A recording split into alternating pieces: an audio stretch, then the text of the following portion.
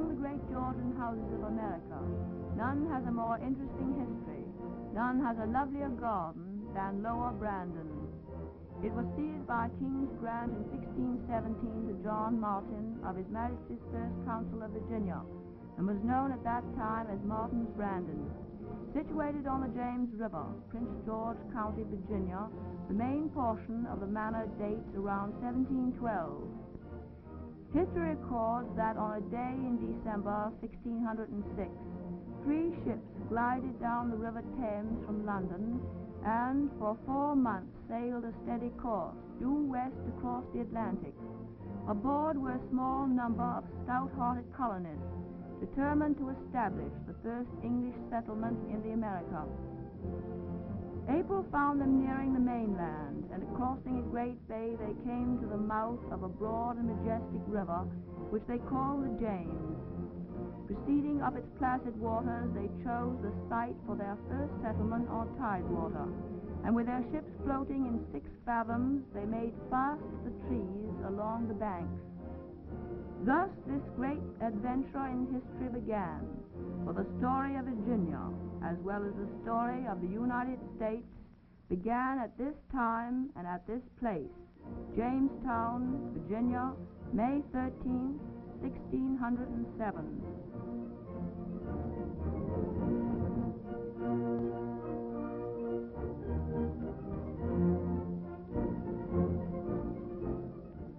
The late Robert Daniels purchased Lower Brandon in 1926.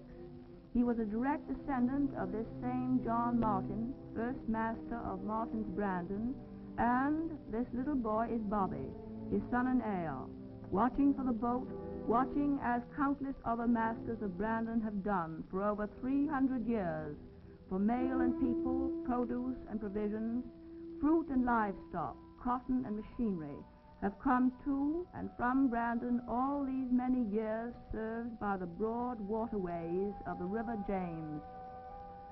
Along these banks, Captain Christopher Newport anchored that first little English fleet of 3 ships, with its 103 valiant colonists, 54 gentlemen, 4 carpenters, and 24 laborers, bringing a new order to the land of the red man. Hard years followed the founding of Jamestown and the settlements bordering this historic river. Deadly fever from the swamplands, bad drinking water, food was scarce, and there was the ever-present danger of Indian attack. Everybody remembers the story of Captain John Smith's efforts to keep the colony alive and his capture by Indians and rescue by Pocahontas.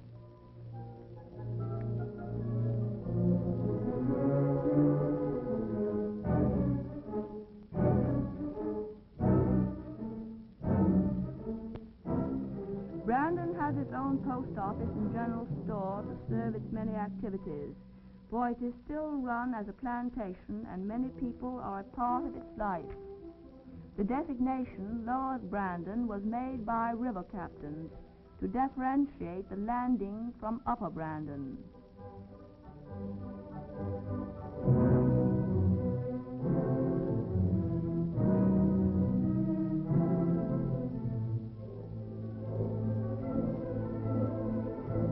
Lower Brandon's approach from the riverfront is through one of the loveliest old gardens in Virginia. It is open to the river, enclosed on each side by superb box hedges. A broad grass walk, great trees, lovely shrubs, and flowering borders lead up to the manor, dividing the garden and provides a beautiful approach to the house. Tradition dates the first wing in the early 17th century and the central portion built by Harrison in 1712. The manor subsequently grew with its various generations and their needs until it now spreads graciously across the lawn. It remained in the possession of the Harrison family until 1926. The records show that the tract contained 7,000 acres. The central portion of the house is said to follow the architectural design of Thomas Jefferson. From the beginning, Brandon was a house famous for hospitality, and the pineapple is a symbol thereof. The house has gone through 3 wars. During the Civil War, when many of the great plantations of the South were destroyed, Brandon was ruthlessly damaged, but saved from burning by Lincoln. Brandon has been carefully restored, but the bullet-studded walls and shutters have been conserved. Lee bade farewell to his generals from this battle-scarred house. The porches are comparatively recent. The wooden cornices and the columns are enriched by well-designed details.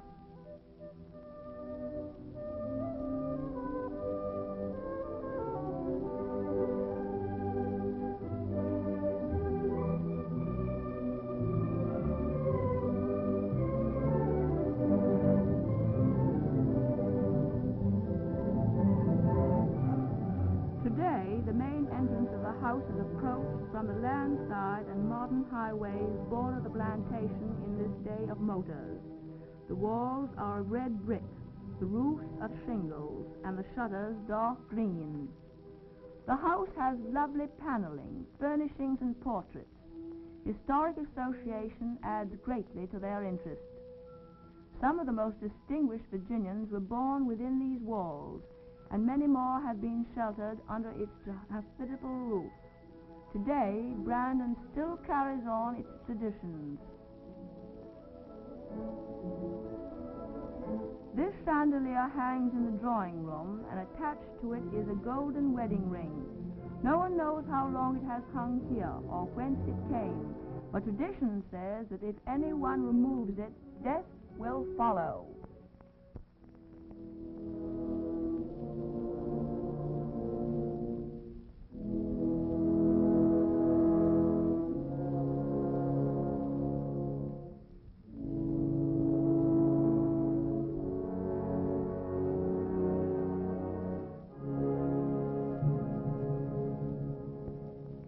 It is said that every flower and shrub known to Virginia has a place in the gardens of Lower Brandon.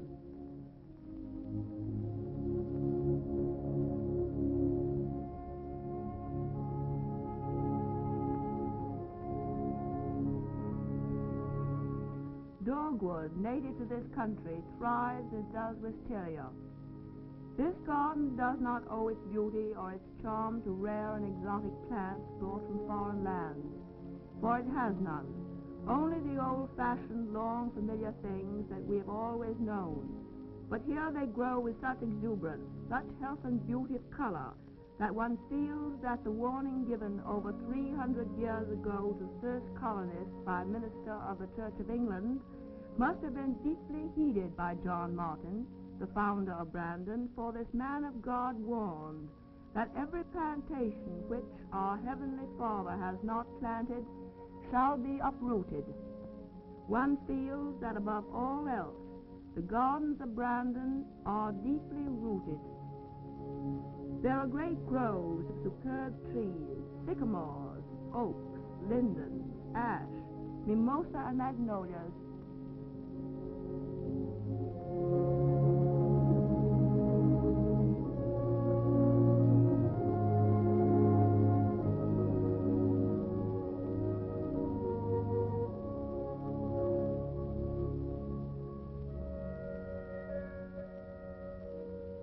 It is a wonderful playground, and the game of make-believe Indian can take on reality here. For when Brandon was settled, the Indians still considered the lands around the James River as their own domain, and many other thrilling legends associated with the countryside. The Indians at times fled in their canoes from the white settlers, only to return for the surprise attack.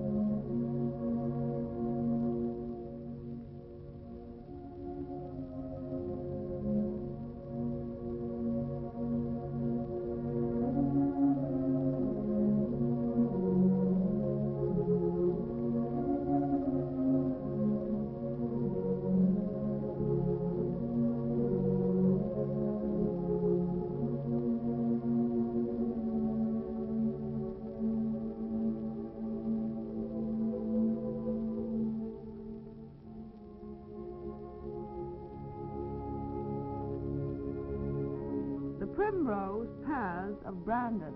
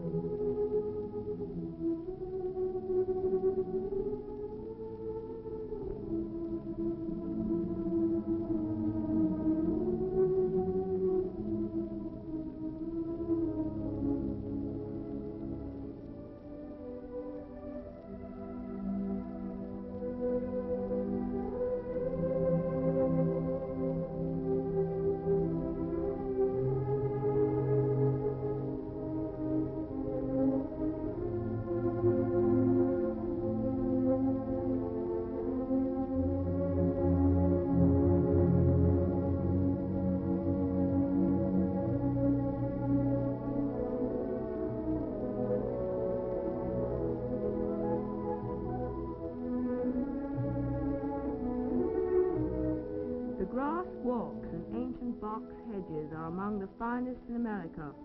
The box has grown to enormous size, gnarled and twisted masses, each more beautiful than the other, casting deep, somber shadows from which a pungent fragrance arises.